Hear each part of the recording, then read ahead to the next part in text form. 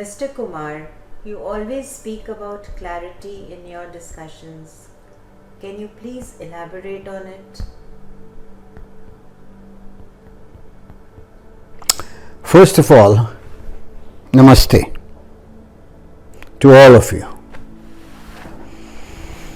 Yes, I do give a lot of emphasis on clarity. For me, and in my opinion, for everybody, it is the most profound, the most important aspect of life. Without clarity, there is nothing. There is chaos. There is confusion. So clarity is a very relevant factor. Yes, in materialism, we do seem to have a lot of clarity. The intensity of desires takes us into clarity of all material factors, from artificial intelligence to comforts to technology, to digitalization, to whatnot. We have a lot of clarity in that. But life is not only materialism.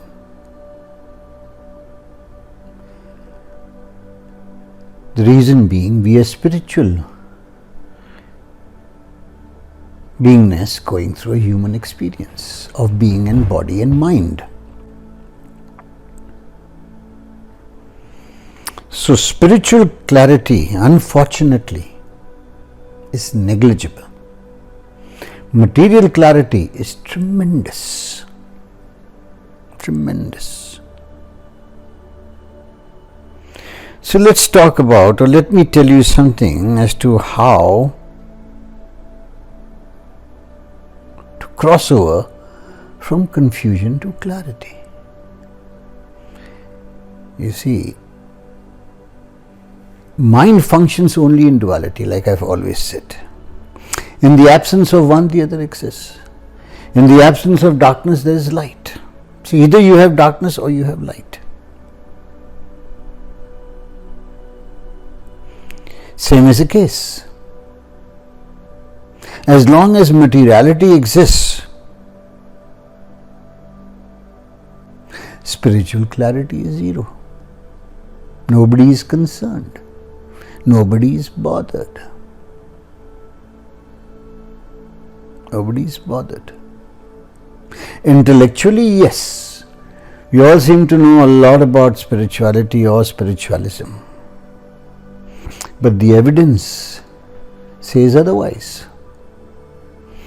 So much of despair, despondency, dejection, anxiety, depression. Science says 80% of the mind is negative.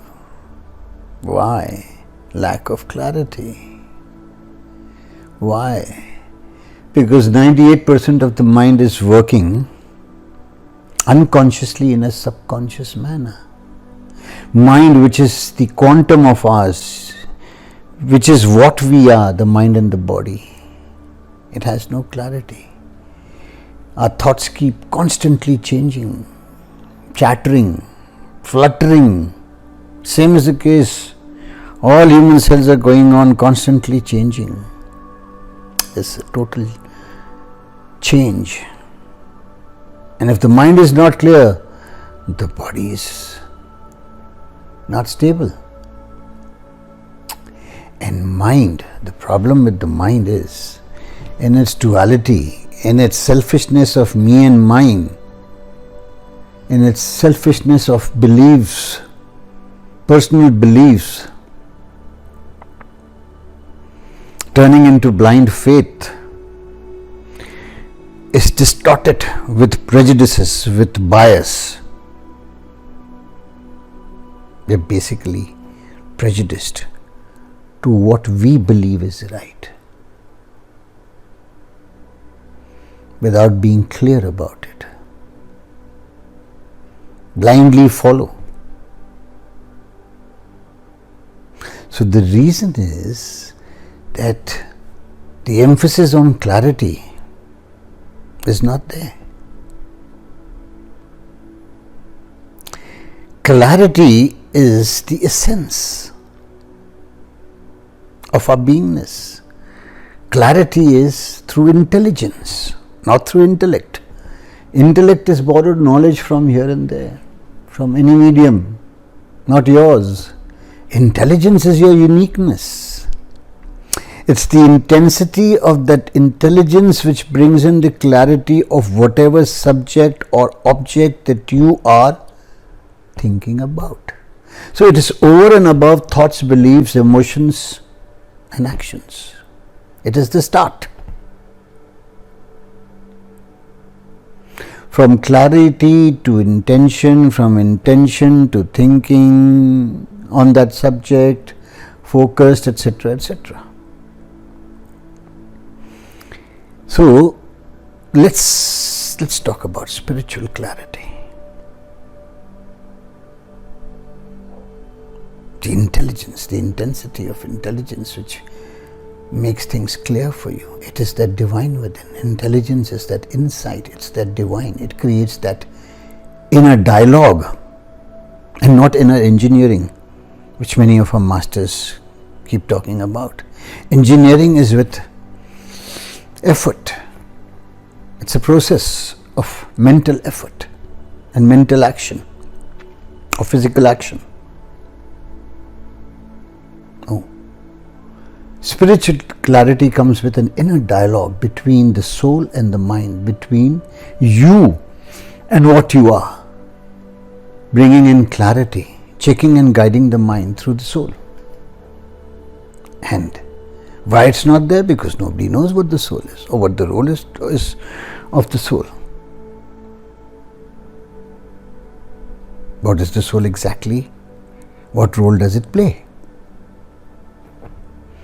So that for that reason, spiritualism, the subject of spiritualism, is always concerned with its intensity.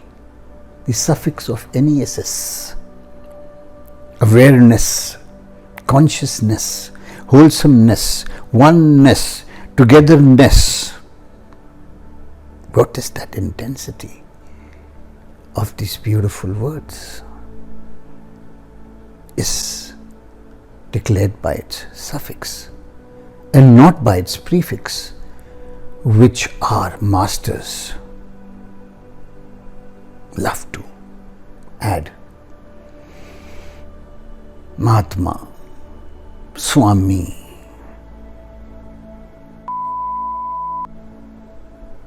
you name it, Acharya, Chaitanya, Chinmaya, Satchitanand, endless prefixes, besides adorning themselves in turbans and tikas and robes and adorning the externality, not bothered about the interiority.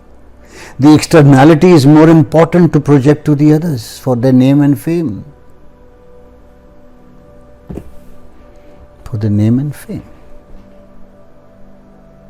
Not like an unknown person, like myself. 0 followers, speaking endlessly, trying to share my thoughts with you all without claiming any material benefit, without self-promoting myself in all sorts of externalities. Why? Because the clarity is there. I want to share what I know. Right or wrong is for you to decide. It's you to be clear about, not myself. I am clear. Whether you are clear about the subject of spiritualism or not, that's for you to learn, to understand. Now what is understanding? Understanding is nothing but clarity. In a class, say there are so many students, or say there are doctors passing out from the same college. One is brilliant and the other is not. With the same master, the same tutor, the same teacher, the same books, the same exam, even if one gets far higher marks than the other, his brilliance will not show because he got it through intellectuality, through theoretical study. So clarity is what leads the mind towards intent and experiencing. Clarity is important, and then after that experiencing is important. Experience is applying what you know or what you understand. If you do not apply it, you don't become wise. But if the clarity is not then, if you are experiencing, then your wisdom goes disarray. It gets lost in that subconscious mind of yours, which is 98% according to neuroscientists. 98% subconsciously in auto mode. We're not even requiring any clarity. You just have to know it from Google or from books here and there, and you feel, yes, I know all. So that's how it is. Clarity declutters the mind. It helps in reshaping your thoughts. Reshaping. Whatever you have heard, you probe into that. You do not necessarily take it in totality. It is to reduce that confusion in your mind, where you can plan with a clearer vision.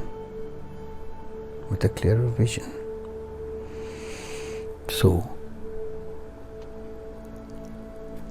the lack of clarity is due to this chaos of the mind chattering in thoughts, subconscious thoughts. And let us see what are the steps towards clarity. How do we go towards that direction to make our mind clearer in our thoughts? Because the subject of spiritualism is to seek the truth. That is the purpose of spiritualism. To seek the truth beyond body and mind. Mind will never allow you to seek the truth, because the truth will differ from one person to another. It will be relative. It will not be absolute. It will be partial. It will be changing. The reality of the truth will be changing, and anything which keeps changing cannot be called the truth. A truth is a truth. Existentially the truth in the now, without changing at that moment. So it seeks for the truth. And the highest truth in the subject of spiritualism is self-knowledge. Self-knowledge. The whole subject of spiritualism is the subject of the spirit. And the spirit is that self-knowledge that we are not body and mind. We are the spirit. Now, what is the spirit? Is the truth behind the subject, and is the truth behind us, that we are the spirit going through a human experience, waves of energy. Science gradually is now agreeing to it in its quantum mechanics, yes, gradually, but it's far, far away from realizing the truth, because it's too much concerned with physicality. So, the first step, I would say, in seeking the truth and self-knowledge is, it starts with knowing the difference between religion and spiritualism. Religion is for believers. It's for followers in human gods with a body and mind. Those who had higher consciousness, in wanting to impart their higher message of truth, but the messages got lost as time went by. So the difference between religion and spiritualism goes beyond body and mind into the spirit, and religion takes you through fear that if you do not this, God will punish you. If you do not that, this will happen or that will happen, into supernatural stories, etc., etc. Or you will go to heaven or hell, and it's losing its authenticity as time goes by. The modern man starts questioning in all these blind faiths and traditions. So, my dear, the answer to life is spirituality. That is the answer for today, whether you like it or you don't like it. You will have to understand authentic spirituality, whether you are young, middle-aged or old, irrespective, because materiality is not the answer to life. Oh, sorry, it's not the answer to life. Meaning, besides knowing the difference between religion and spiritualism, you'll have to know the difference between the physical and the metaphysical, the spirit and the mind, the spirit and the brain. You'll have to know the difference between the abstract and the relative. The mind is relative. It is in duality. It has to relate to its opposite to understand, to decipher. It can only function in duality, in relativity. So you'll have to understand the difference between that. You'll have to understand the difference between non-dual and dual. What is non-dual? The spirit is non-dual. Non-duality.